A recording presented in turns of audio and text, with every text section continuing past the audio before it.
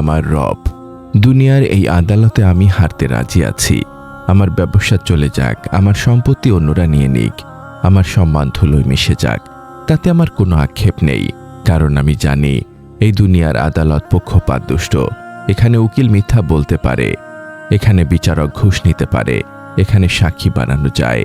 দুনিয়ার ক্ষতি সাময়িক, কিন্তু হে আল্লাহ, সেই দিন কিয়ামতের সেই আদালতে আমি কিভাবে দাঁড়াবো, যখন বিচারক হবেন আপনি স্বয়ং আল আদল, যেখানে আমার কোনো উকিল থাকবে না, যেখানে কোনো সাক্ষী কেনার সুযোগ থাকবে না, যেখানে কোনো তদবির চলবে না। সেখানে সাক্ষ্য দেবে আমার নিজের হাত, নিজের পা, আমার নিজের জিহ্বা। আমার এই হাত দিয়ে আমি কাকে আঘাত করেছিলাম, আমার এই চোখ দিয়ে আমি কাকে ঠকিয়েছিলাম, আমার এই কান দিয়ে আমি কার গীবত শুনেছিলাম, সব কিছু সেদিন রেকর্ড করা প্রমাণ নিয়ে দাঁড়িয়ে যাবে। হে আল্লাহ, সেই দিনের আদালতে হারলে তো আমার চিরস্থায়ী সর্বনাশ। হে আল হাকাম, আমাকে সেই কঠিনতম পরীক্ষার জন্য প্রস্তুত করুন। আসসালামু আলাইকুম ওয়া রাহমাতুল্লাহি ওয়া বারাকাতুহু।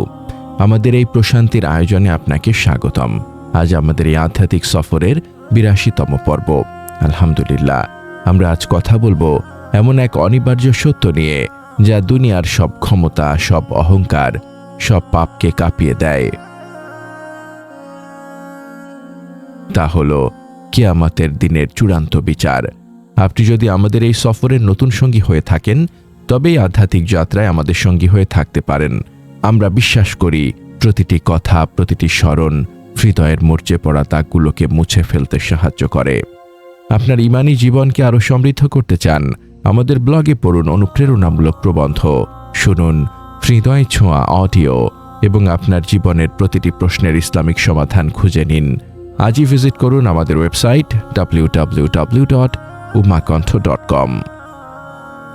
আজকের এই মোনাজাতটি সেই সব ভাই বোনদের জন্য যারা দুনিয়ার লোভ লোকসান নিয়ে ব্যস্ত, যারা ভুলে গেছেন আমাদের জীবনের সবচেয়ে বড় অডিট বা হিসাব নিকাশটা এখনো বাকি আছে।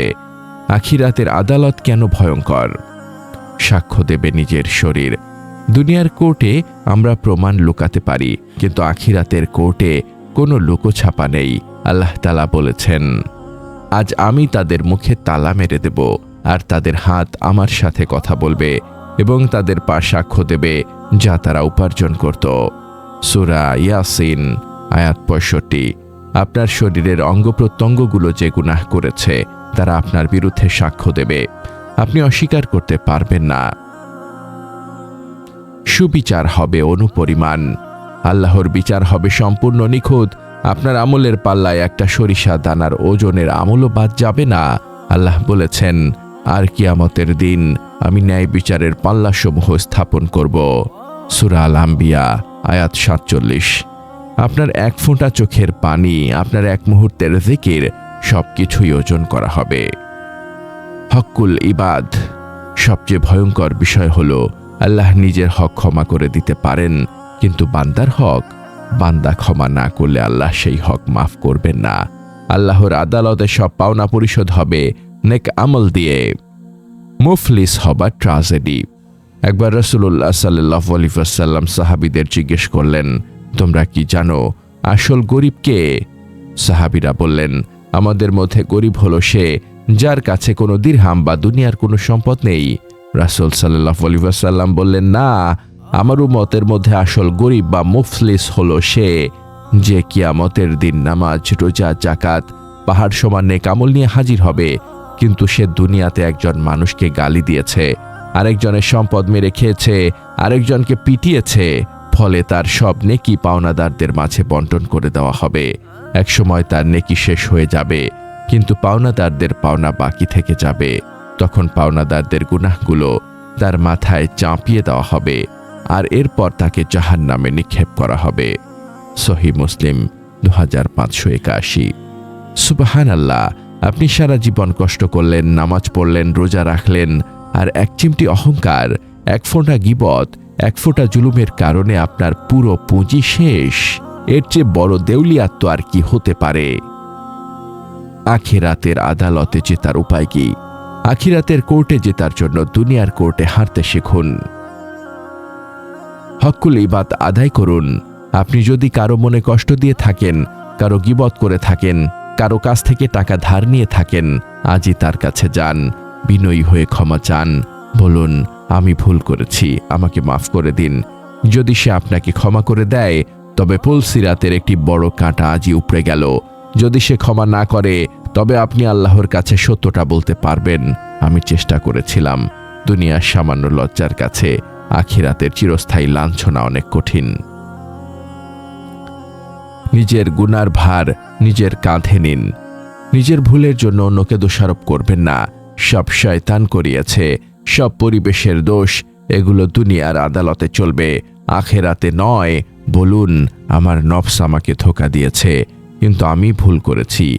এই স্বীকারোক্তি তওবার ভিত্তি। মিজানকে ভারী করা। পুলসিরাত পার হওয়ার পর আমরা আসব মিজানের সামনে। সেখানে পাল্লায় ভারী করার জন্য কিছু সহজ আমল আছে। রাসূল সাল্লাল্লাহু আলাইহি ওয়াসাল্লাম বলেছেন, দুটো বাক্য রয়েছে যা জিহ্বায় উচ্চারণ করা হালকা, মিজানের পাল্লায় ভারী এবং দয়াময় আল্লাহর কাছে খুব প্রিয়। তা হলো সুবহানাল্লাহি ওয়া বিহামদিহি, সুবহানাল্লাহিল আযীম। সহিহ বুখারী ৭৫০৫। এই বাক্য দুটিকে প্রতিদিনের জিকির বানান। আখলাকে হাসানা, উত্তম চরিত্র। মিজানের পাল্লায় সবচেয়ে ভারী আমল কি? রাসূল সাল্লাল্লাহু আলাইহি ওয়াসাল্লাম বলেছেন, কিয়ামতের দিন মিজানের পাল্লায় সবচেয়ে ভারী আমল হবে হুসনুল খুলুক, উত্তম চরিত্র। সুনানে তিরমিজি ২০০২। আপনি যদি মানুষকে হাসি মুখে সালাম দেন, আপনার রাগকে নিয়ন্ত্রণ করেন, আপনি যদি নম্র হন, তবে আপনার পাল্লা ভারী হয়ে যাবে। আল্লাহর রহমতকে ওজনদার করা। আমরা জানি শুধু আমল দিয়ে কেউ জান্নাতে যাবে না, শুধু আল্লাহর রহমতই আমাদের বাঁচাবে। তাই আল্লাহর কাছে সবসময় তার রহমতের কামনা করুন। যেদিন মিজানের পাল্লায় স্থাপন হবে, সেদিন যেন আল্লাহর রহমত আপনার আমলের পাল্লার উপর চেপে বসে। হে আমার ভাই, হে আমার বোন, দুনিয়ার ক্ষতি হয়তো আপনার পকেটে আঘাত হানবে, কিন্তু আখিরাতের ক্ষতি আপনার আত্মায় আঘাত হানবে। আসুন আমরা আজ থেকেই আমাদের হিসাব শুরু করি। কারো কাছে পাওনা থাকলে ছেড়ে দিন, কারো কাছে ঋণী থাকলে ফেরত দিন, কারো মন ভেঙে থাকলে জোড়া লাগান। হে আল্লাহ, হে আল আদল, হে আল মুহসি, আমি আপনার সেই দুর্বল বান্দা যে দুনিয়াতে অসংখ্য ভুল করেছি। আমার অঙ্গ প্রত্যঙ্গ আমার বিরুদ্ধে সাক্ষী দেবে। আমি লজ্জিত। হে রব, আপনি আমার দুনিয়ার সব লোকসান কবুল করুন, কিন্তু আখিরাতের আদালতে আমাকে জয়ী করুন। আমাকে মুফলিস হিসেবে দাঁড় করাবেন না। আমার আমল নামা থেকে কারো হক যেন নিয়ে নেওয়া না হয়। আমি যাদের হক নষ্ট করেছি, আপনি তাদের পক্ষ থেকে আমার গুনাহগুলো মাফ করে দিন এবং বিনিময়ে তাদেরকে জান্নাতুল ফেরদৌস দান করুন। হে আল্লাহ, আমার হিসাবটা আপনি গোপনে সহজভাবে নিন। আপনি আপনার সুবিচারের মানদণ্ড না দেখে আপনার রহমতের চাদর দিয়ে আমাকে ঢেকে দিন। আমার জীবনের শেষ ফয়সালা যেন হয় যা আল জান্নাহ, জান্নাতে প্রবেশ করো। আল্লাহুম্মা হাসবিনি হিসাবান ইয়াসির। হে আল্লাহ, আমার হিসাব সহজে নিন। আমাদের এই মহৎ বার্তা ছড়িয়ে দিতে এবং ইসলামের আলোকে প্রতিটি হৃদয়ে পৌঁছে দিতে অনুগ্রহ করে এই প্রচেষ্টাকে সাবস্ক্রাইব করে আমাদের সাথে থাকুন। আপনার প্রতিটি অনুসরণই আমাদের এই পথ চলাকে আরো বেগবান করবে। আমিন ইয়া রাব্বুল আলামিন।